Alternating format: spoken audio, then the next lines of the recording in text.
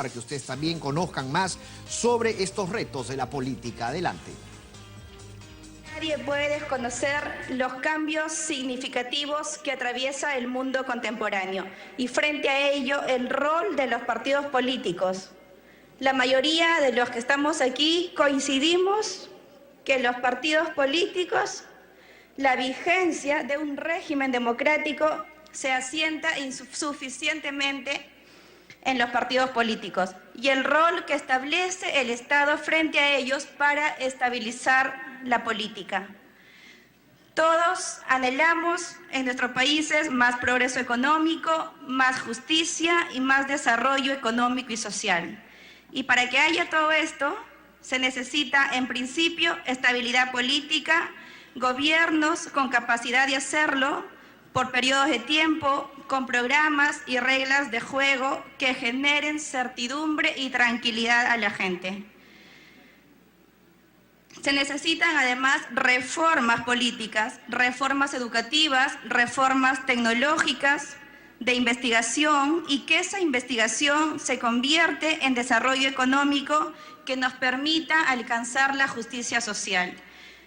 Iniciando con nuestro primer expositor, damos pase al compañero y filósofo Hugo García Salvatierra.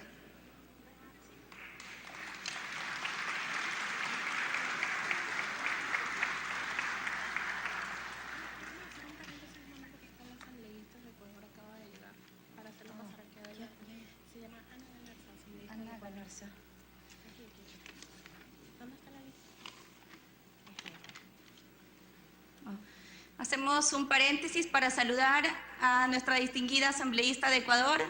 Que pase por favor adelante Ana Galarza.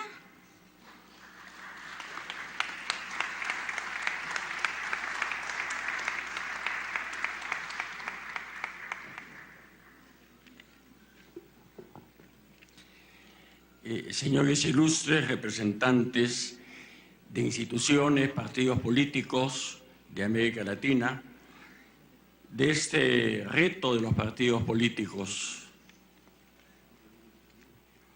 ha llegado el momento de hacer un alto en la reflexión sobre el sentido que debe tener la política en estas circunstancias tan cruelmente difíciles por los que atraviesa la humanidad en su conjunto. Todas las manifestaciones acerca de la irremediable muerte de una cultura, descritas desde el mundo griego, la Edad Media y los grandes filósofos de la historia del siglo XX, por poner solo algunos ejemplos, es manifestación palpable que la situación actual del mundo. Vivimos entre los sectores agónicos de una cultura o civilización que ya está condenada a muerte. Como decía Hegel, es vano y suicida tratar de mantener las formalidades del espíritu de una época que ya está en extinción. Fuese también el punto de partida de Saint-Simon y de Comte.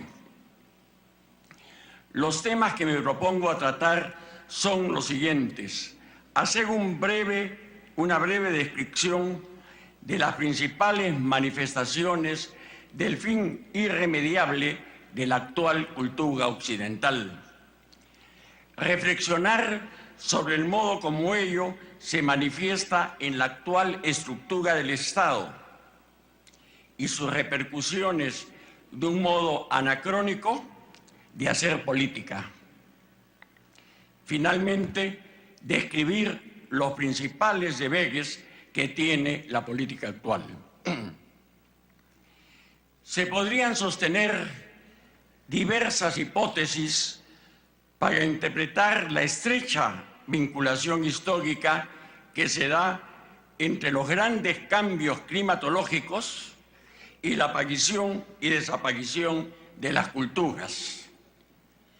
Pero lo que no se puede poner en duda es que dicha vinculación está históricamente certificada. En uno de los últimos diálogos platónicos, denominado Critias o la Atlántida, los viejos sacerdotes egipcios describen el modo como, a través de desastres naturales, aparecieron y desaparecieron todas las culturas de la antigüedad.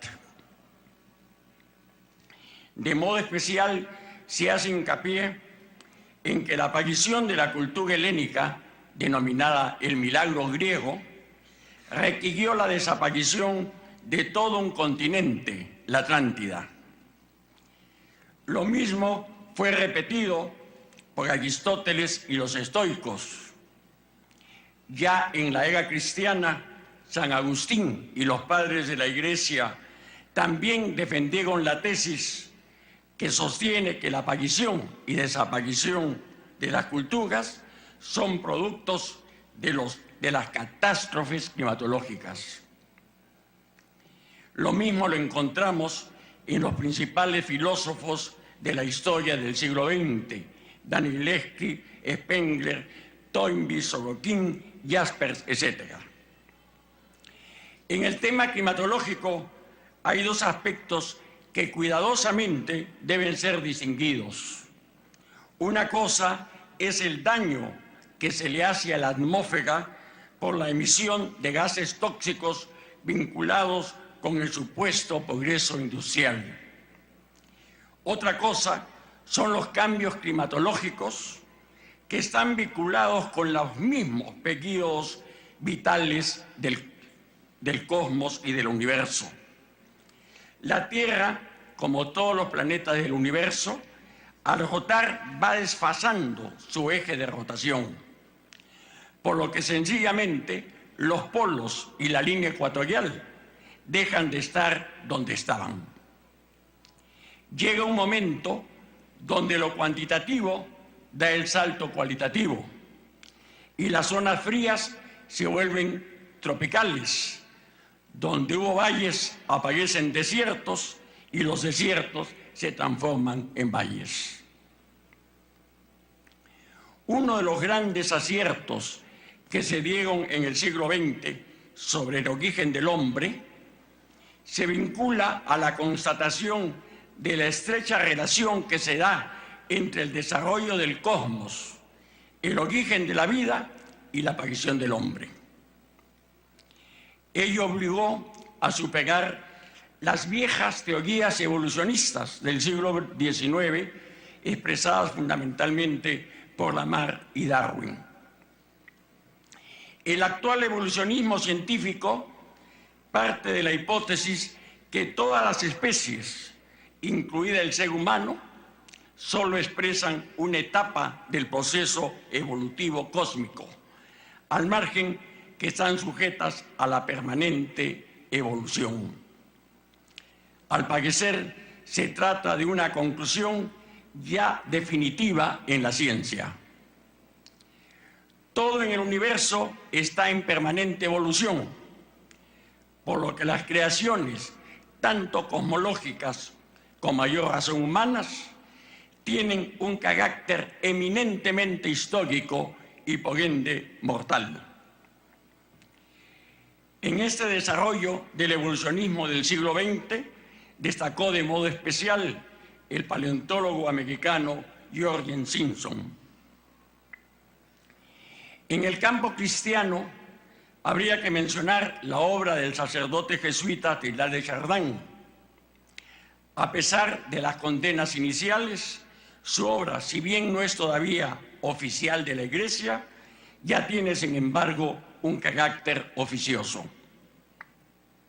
En resumen, contamos con todos los síntomas de grandes cambios climatológicos y simultáneamente ya percibimos que nuestra cultura occidental no va para atrás ni para adelante.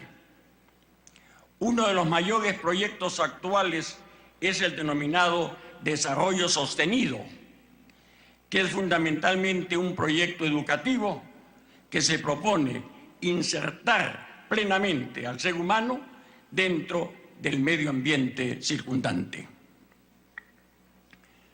Otro de los síntomas de la desaparición de una cultura se muestra en la ruptura del pacto social que promueve la invasión de los bárbaros. Al desaparecer una cultura, se derrumba toda la escala de valores en la que ésta se apoyaba, sin que de modo inmediato sea reemplazada por otra. Pues bien, no es posible ningún tipo de convivencia humana sin la vigencia de una escala de valores.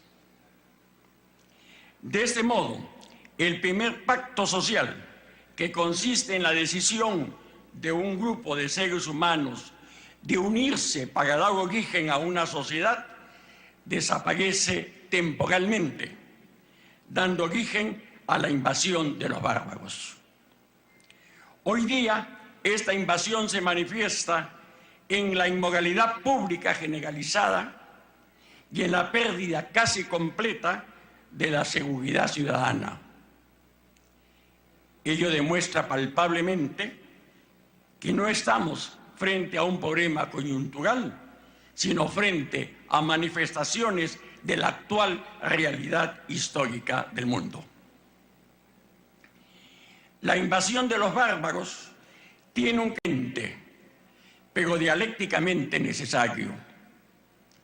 En un artículo publicado en La Protesta, en el que se inspiró Luis Valcárcel en su Tempestad en los Andes, don Manuel González Prada llegó a decir que ese carácter desastroso de la invasión de los bárbaros, visto bajo la perspectiva de la historia, podría ser interpretado como el diluvio de la justicia. Al final de toda época histórica, se da un divorcio creciente entre el Estado y la sociedad. Este divorcio fue de tal magnitud a fines de la Edad Antigua e inicios de la Edad Media que el Estado desapareció, de hecho, durante varios siglos. El actual sistema de gobierno ya está plenamente obsoleto. Para constatarlo, no es necesario leer literatura vinculada a los viejos anarquistas y a los nihilistas, pues incluso lo ha señalado descarnadamente el magisterio de la Iglesia, sobre todo por los papas Juan Pablo II, Benedicto XVI y Francisco. El magisterio de la Iglesia, entre otras razones, ha puesto en evidencia el agobiante centralismo inherente al actual sistema democrático, puesto por su misma naturaleza, lleva a una dictadura camuflada. Juan Pablo II llegó a decir que las elecciones democráticas solo consisten en elegir a un dictador, pero con fecha de vencimiento en su mandato.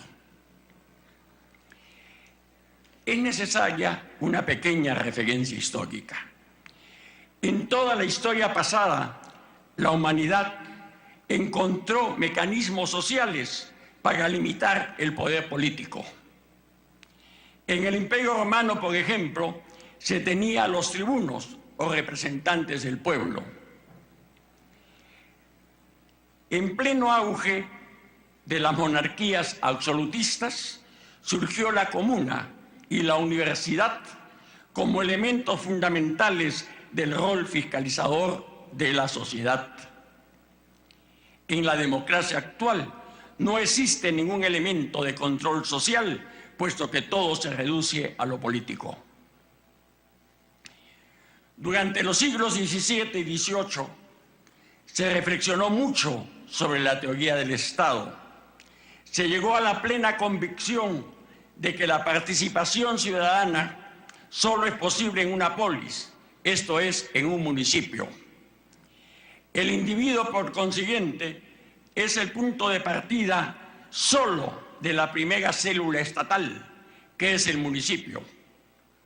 Pero el Estado, en cambio, debería estar conformado por una confederación de municipios cada vez más amplia, hasta llegar al Estado universal. Todas estas reflexiones llegaron a un punto culminante con Kant, expresadas en su pequeña obra La paz perpetua, la que fue magníficamente comentada por Schelling. Proudhon fue el que más divulgó la doctrina kantiana, la que se concretó en la Confederación Helvética. Frente a estas reflexiones tuvimos otra en sentido opuesto, que provenía de Hegel y su proyecto de un Estado netamente centralizado. Lamentablemente, el proyecto hegeliano se terminó imponiendo tanto en la derecha como en la izquierda del siglo XIX y del siglo XX.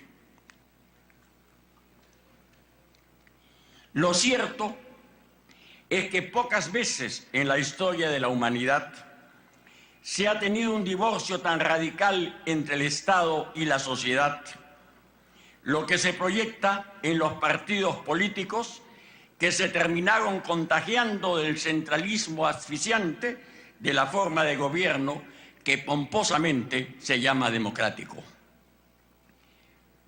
Por otro lado, como señala el Papa Benedicto XVI, la tendencia al Estado universal es un signo de los tiempos, aunque su realización requiera todavía muchas décadas.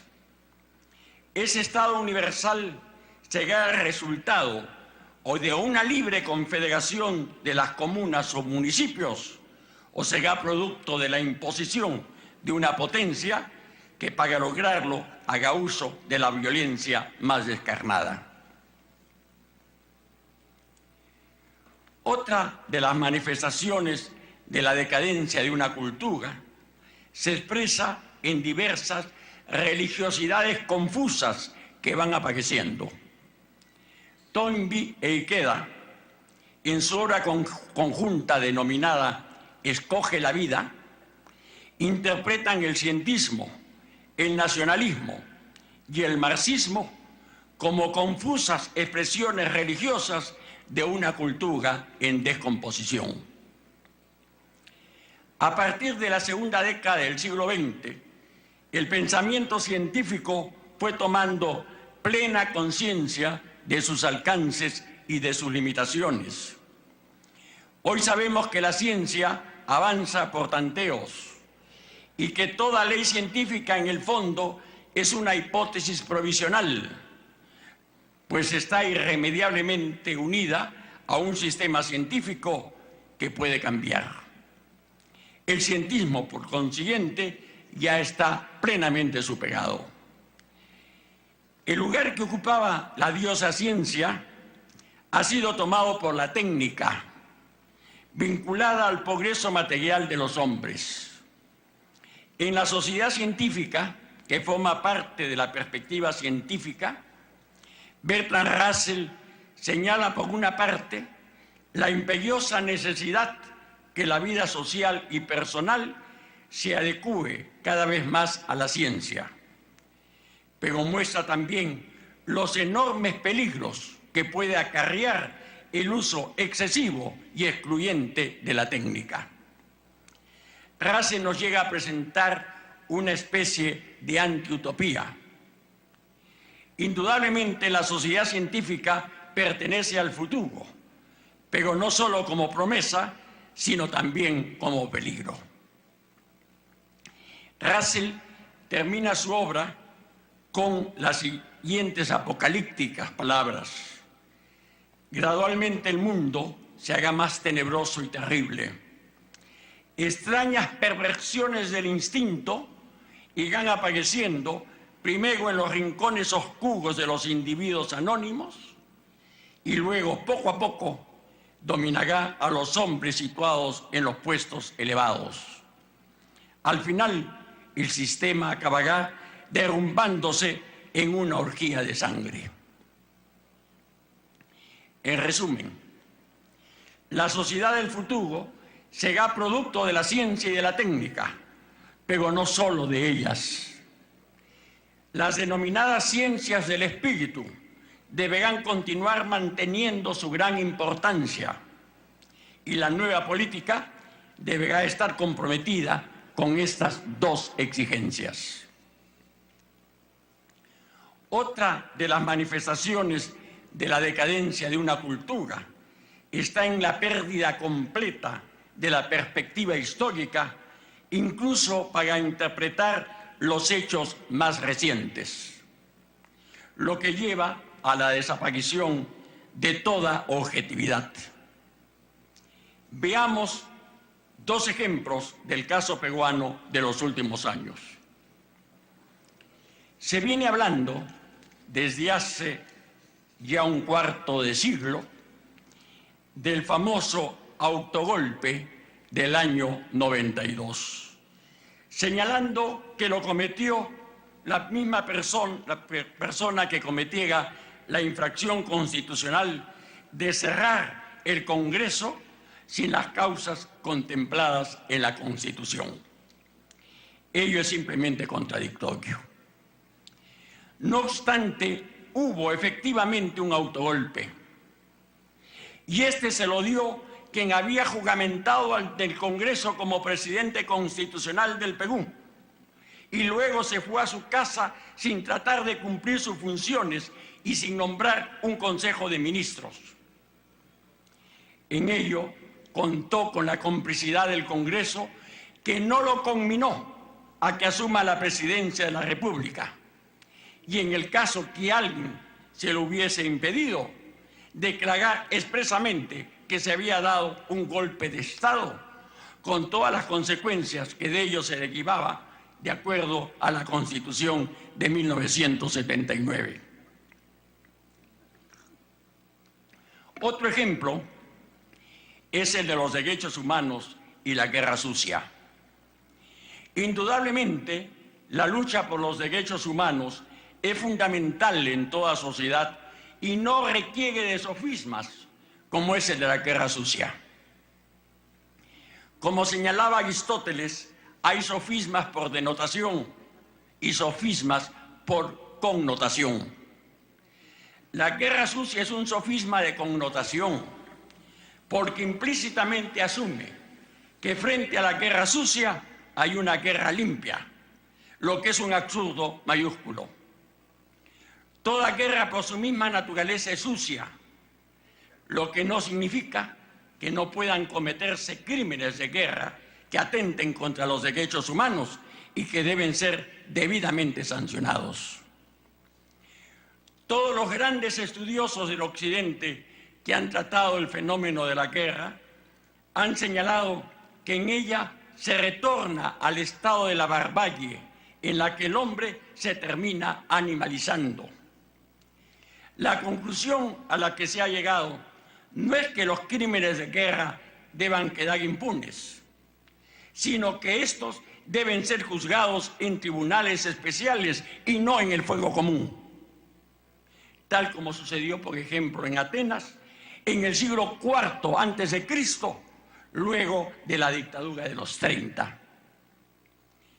Pertenece a los derechos humanos de los que la patria manda combatir en su defensa el que se respete su fuego especial, porque los delitos que puedan cometer en el ejercicio de sus funciones simple y llanamente no son comunes.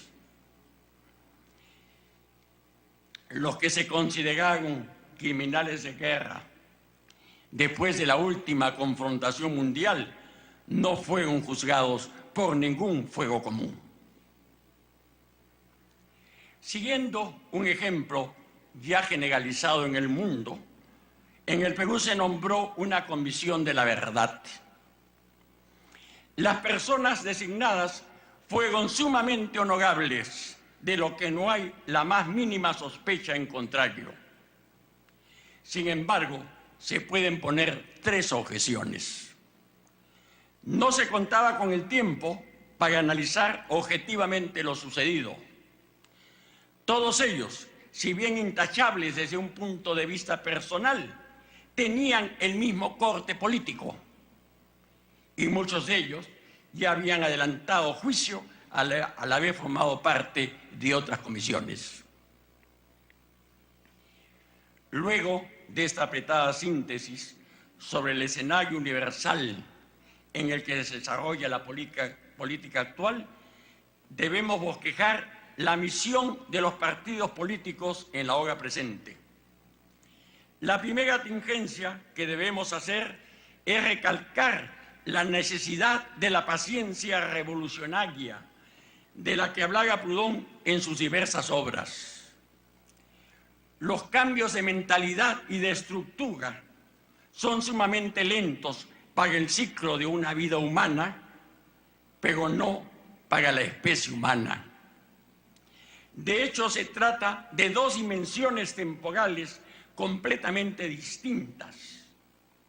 Las épocas de crisis duran muchos siglos. Por ejemplo, el Papa Juan Pablo II, en su encíclica Centesimus Agnus, señala que desde la Revolución Francesa se ha iniciado una radical crisis en la teoría política y del Estado que todavía no ha llegado a concluir. A partir de dicha revolución, añade el Papa, la humanidad viene tanteando nuevos tipos de organización política sin que ninguno de ellos llegue a convencer. Dentro de esos intentos fallidos se ubicaría el modelo de la democracia formal actual. Y lo mismo que dijera acá en el Perú el joven Haya de la Torre a partir del año 1924. Hace algunos años publiqué mi obra El APRA entre dos orillas, 80 años de aprismo, donde me propuse demostrar todo lo que en la letra debe ser superado frente al fenómeno de la globalización, que reemplazó al denominado fenómeno imperialista, recalcando, sin embargo, todo lo que en su espíritu se mantenía incólume dentro del aprismo. Se debe dar en estos momentos un salto mayor, puesto que ya podemos llegar a la conclusión que toda una época histórica está terminando su ciclo y que un nuevo sistema cultural se tendrá que imponer. En ese contexto estoy preparando una nueva obra, Los nuevos retos de la democracia, 100 años de aprismo. Hoy día, más que nunca, todos los miembros conscientes de un partido político tienen el deber de ser creadores y no meros repetidores. Como lo señalaba Kropotkin, y hoy lo retengan las teorías científicas de la evolución, el hombre no solo sufre la evolución, sino también se convierte en uno de sus factores generadores. El ser humano, que pudo concebir las geometrías no euclidianas, que hicieron posible la conquista del espacio, a pesar que no las pueden imaginar, porque lo impide el sistema de gravedad que rige en la órbita terrestre y que determina nuestro organismo. Ese mismo ser humano puede avisorar, y de hecho ya lo viene haciendo, cuáles son los signos de los tiempos que se avecinan en el campo de la organización política.